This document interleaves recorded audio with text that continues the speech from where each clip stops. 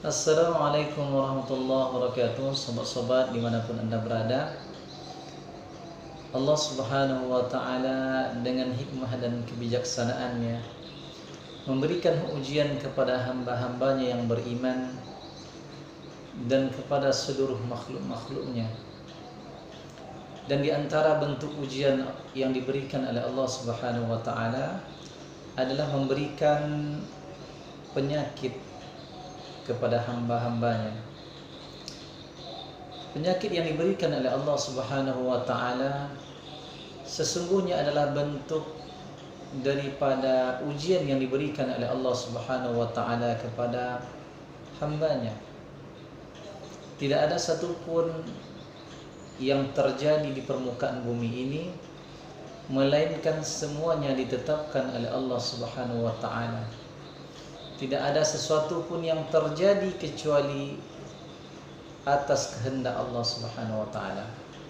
Makanya orang-orang yang beriman ketika diberikan oleh Allah Subhanahu wa taala dengan rasa sakit yang ia rasakan di tubuhnya, di fisiknya, itu salah satu di antara cara Allah Subhanahu wa taala memberikan ujian kepada hamba-hamba beriman agar ia senantiasa kembali berkomunikasi dengan Allah Subhanahu wa taala.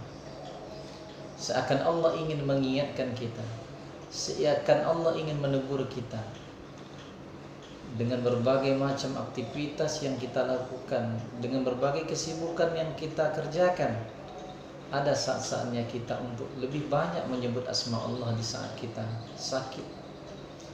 Ada saatnya kita memanggil Allah, mengeluhkan, menyampaikan keluh kesah kita kepada Rabbul Alamin. Dialah Allah yang telah menciptakan kita. Dialah Allah yang memberikan kita penyakit, dan dialah Allah yang akan memberikan kesembuhan. Maka yakinilah saudaraku bahwa penyakit itu adalah ujian dari Allah Subhanahu wa taala.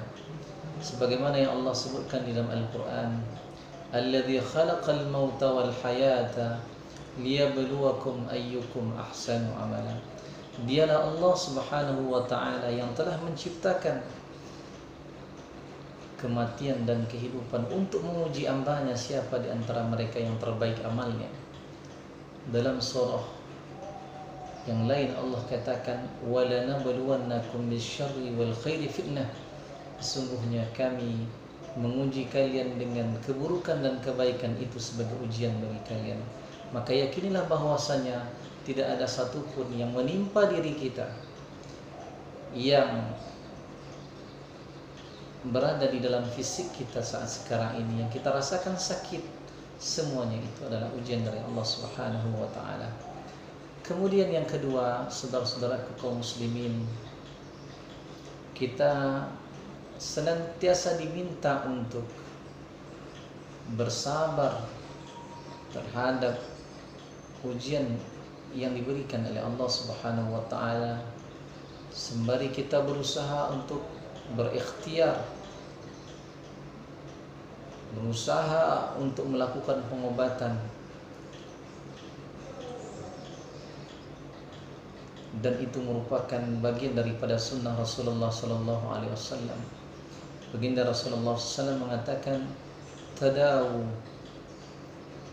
ya Abdullah, fa inna Allah la yada'da illa ayyada'lahu shifa." Berhabatlah wahai hamba Allah, sesungguhnya Allah Subhanahu wa ta'ala tidaklah menciptakan satu penyakit melainkan Allah Subhanahu wa ta'ala menciptakan penyembuhnya.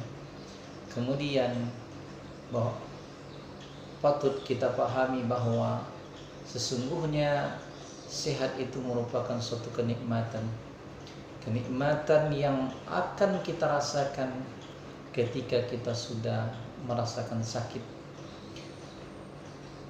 Dua nikmat yang mungkin seringkali kita terlalai daripadanya, yang diingatkan oleh baginda Rasulullah sallallahu alaihi wasallam dalam sebuah hadis, "Ni'matani fihima maghbunun kathiru minan nas, as-sihhat wal faragh."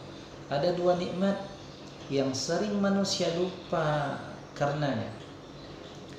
Apa itu? Yang pertama adalah nikmat sehat dan nikmat waktu luang.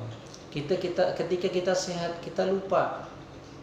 Kita selalu beraktivitas, kita tidak ingat, bahkan kita beraktivitas melebihi daripada kemampuan fisik kita, sehingga ada kelelahan, ada kemampuan yang tidak mungkin, ada hal yang tidak bisa dilakukan oleh tubuh kita. Makanya Nabi SAW mengingatkan kita untuk senantiasa memberikan setiap hak tubuh kita itu sesuai dengan porsinya masing-masing. Inna li'ainika 'alaika haqqun, mata kita memiliki hak terhadap kita ketika kita kantuk, kita tidur. Wa inna li badanika 'alaika haqqun, badan kita pun ketika merasa lelah maka diberikan haknya untuk beristirahat. Begitu juga ketika fisik kita menderita sakit, maka haknya pun juga harus kita tunaikan dengan cara berobat.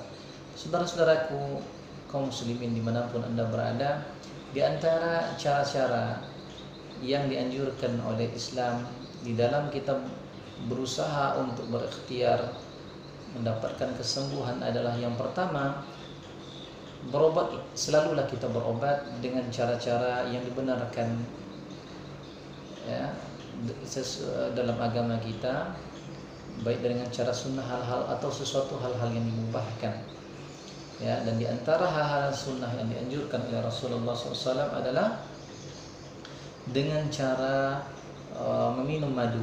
Alhamdulillah kita sudah ada madu ya, kita minum madu dan ini sangat bermanfaat sekali kepada tubuh kita. Dan Al-Quran berbicara tentang mukjizat madu. Madu adalah syifa, dia adalah penyembuh dari berbagai penyakit.